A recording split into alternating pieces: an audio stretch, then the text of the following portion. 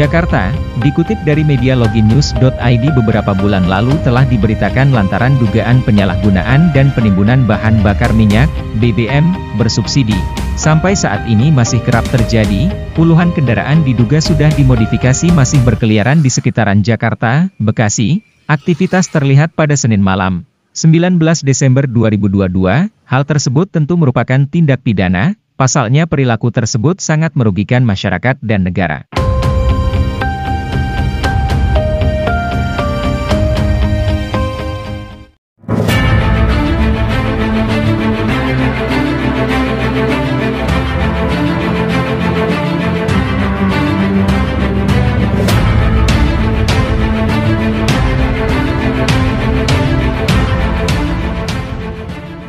Terutama untuk hak para pengguna BBM bersubsidi seperti angkot, nelayan dan masyarakat umum lainnya.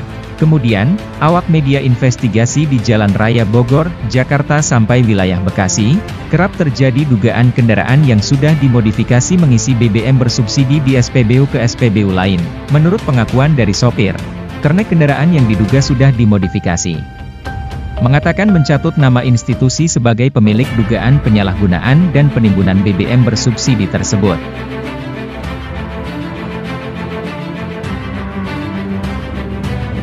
Maraknya penyalahgunaan dan penimbunan bahan bakar minyak, BBM, bersubsidi merupakan tindak pidana, yang mesti jadi perhatian khusus di wilayah hukum Jakarta, Bekasi. Selain menimbulkan kerugian bagi masyarakat terutama para pengguna BBM bersubsidi, praktik penyalahgunaan ini juga mengakibatkan subsidi negara tidak tepat sasaran. Dalam pantauan awak media aktivitas tersebut pada Senin malam, 19 Desember 2022, sekira pukul 10 malam, saat dikonfirmasi setelah mengisi BBM di stasiun pengisian bahan bakar umum Bekasi, sopir driver inisial FT mengaku baru bekerja. Saya baru mengikuti kegiatan ini karena saya sangat butuh pekerjaan, apalagi anak saya saat ini sedang sakit. Tahu sendiri mencari kerja saat ini sangatlah sulit, ucap FT kepada wartawan. Kendati begitu, FT tidak menyadari pekerjaannya itu adalah menyalahi aturan dan melanggar ketentuan hukum. Karena memerlukan pekerjaan dirinya menilai pekerjaannya itu tidaklah menyalahi aturan. Ini kan beli, Red. Saya disuruh bos mengisi ke beberapa pom yang ada di Bekasi sampai Jakarta dan ini hanya mengisi BBM sekitar 300.000 sampai 500.000, kata dia. Lanjut FT mengungkapkan kapasitas mobil box yang dia bawa berkapasitas 2 ton. Satu mobil full bisa sampai 2 ton, cuma pengisian malam ini saya hanya disuruh bos mengisi 1 ton saja. Tambah FT pengisian di SPBU sudah selesai dan sudah cukup sesuai atensi bos HDR. Selanjutnya FT menghubungi pengurus yang diduga salah satu oknum aparat yang masih aktif bertugas di wilayah Jakarta Timur dan mengaku sebagai pemiliknya berinisial HDR. Kemudian saat dikonfirmasi melalui telepon selular, saya hanya pemain kecil, Red, ini pun untuk proyek, kata HDR. Lebih lanjut, HDR menyatakan, punya saya hanya 1 mobil. Ini pun belum lama berjalan, ungkapnya. Beberapa jam kemudian terlihat dalam pantauan awak media, FT malah kembali mengisi di SPBU, stasiun pengisian bahan bakar umum, yang berbeda. Nomor SPBU tersebut 311392 yakni di wilayah Pulau Gadung, Jakarta.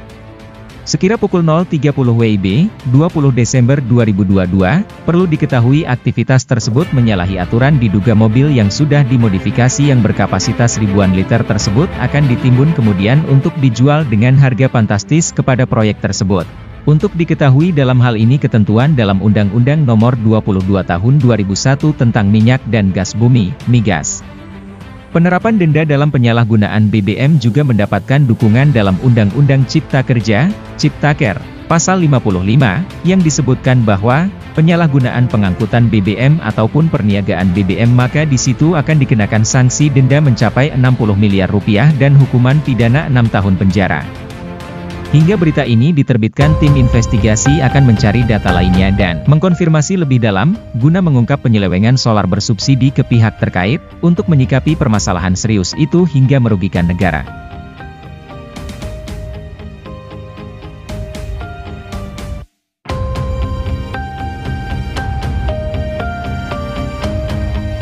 Tim redaksi media Buser Bayangkara TV dari Jakarta melaporkan.